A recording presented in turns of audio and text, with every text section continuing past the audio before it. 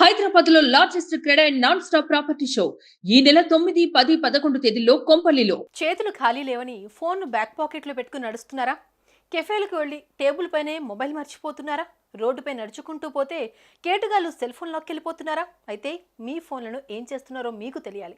అంతకన్నా ముందు మొబైల్ పోయిందని ఫిర్యాదు చేయాలి. అందుకు నేరుగా పోలీస్ స్టేషన్కి వెళ్ళక్కర్లేదు, ఆన్లైన్లో కూడా చేయొచ్చు. అందుకు సంబంధించిన పూర్తి డీటెయిల్స్ తెలుసుకుందాం.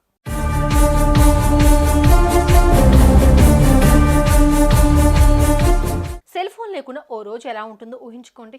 చాలా ప్రశాంతంగా ఉంటుంది అనేది నాతో పాటు మరికొందరి పాయింట్. కానీ కొందరికి మాత్రం ఫోన్ లేనిది రోజు గడవదు.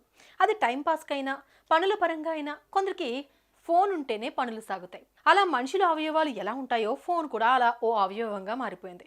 అది పని చేయకపోతే ముందుగా మన మెదడు పనిచేయదు. ఎందుకంటే చాలా వరకు మన సెల్ ఫోన్ పైనే డిపెండ్ అయిపోయి ఉన్నాం.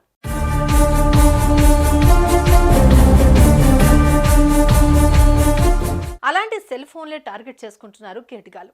మనకు తెలియకుండానే మన ఫోన్లను జేబులో వేసుకుని వెళ్ళిపోతున్నారు. రోడ్డు పక్కన నడుస్తున్న బస్సులు, రైళ్లు, ఆటోల్లో ప్రయాణిస్తున్న, బైకులపై వెళ్తున్న, ఆఖరికి జేబుల్లో ఉన్న క్షణాల్లో మాయం చేస్తారు. ఏం జరిగిందా అని మనం తేరుకునే లోపే వాళ్ళు మన కంటికి కనిపించకుండా పోతారు. మరి అలా దొంగతనానికి గురైన ఫోన్లు ఎక్కడికి పోతున్నాయి? మన ఫోన్ మన చేతికి వచ్చేదెలా?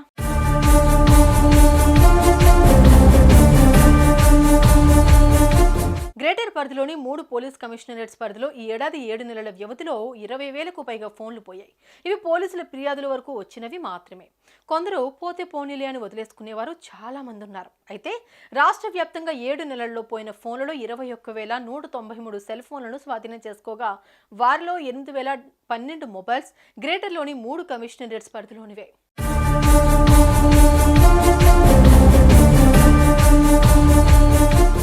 దొరికిన ఫోన్లు ఇవి. మరి దొరకని ఫోన్ల సంగతి ఏంటి అనే విషయానికి వస్తే, కాస్ట్లీ ఫోన్లకు సెకండ్ హ్యాండ్ మార్కెట్లోనూ మంచి డిమాండ్ ఉంటుంది. దీంతో దొంగతనాలు చేసి జైల్లోకి వెళ్లిన వాళ్ళు కాస్త అక్కడ పశ్చిమ బెంగాల్, యూపీ, మహారాష్ట్ర, బీహార్, జార్ఖండ్, కర్ణాటక తదితర అంతరాష్ట్ర దొంగల ముఠాలతో కలిసి కొత్త ప్లాన్లు వేస్తున్నారు.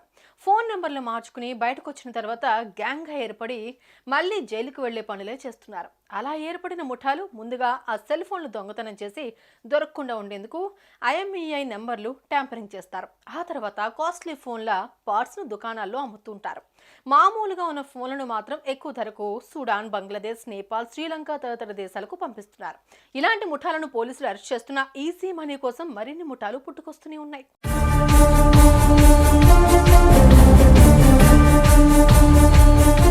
సో మీ ఫోన్ పోతే ఏమాత్రం లేట్ చేయకుండా పోలీసులకు ఫిర్యాదు చేయండి. ఒకవేళ పోలీస్ స్టేషన్కి వెళ్ళలేని పరిస్థితి అయితే కనుక www.tspolice.gov.in లేదా www.CIR.gov.in వెబ్సైట్ ద్వారా ఆన్లైన్లో కూడా ఫిర్యాదు చేయొచ్చు. దీని ద్వారా దొంగలు ఫోన్లను విదేశాలకు చేరవేసే లోపే మీ ఫోన్ మీ చేతికొస్తుంది.